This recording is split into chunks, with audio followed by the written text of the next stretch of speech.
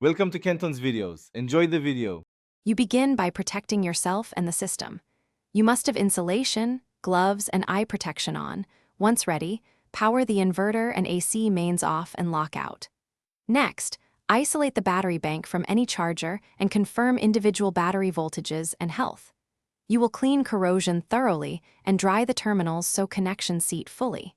Then, position the cables close to the battery to avoid tension, and confirm terminal labels so you connect the correct polarity next. You now make the core connections carefully.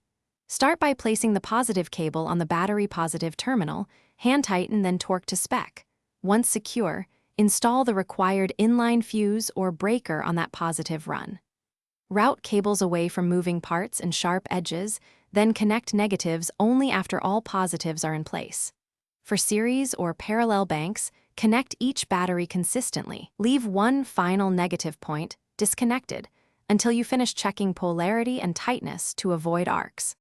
You complete the job by torquing every terminal to the specified value and securing cables with clamps or ties so nothing shifts. Once mechanical work is done, measure the total bank voltage and confirm it matches the inverter input range. Then re-enable the inverter and mains in sequence while watching status lights and listening for abnormal sounds. If the inverter doesn't power up or shows fault codes, stop and check the inline fuse. Confirm correct polarity with your multimeter, and inspect for loose or corroded connections. Thanks for watching. Consider subscribing if we helped you.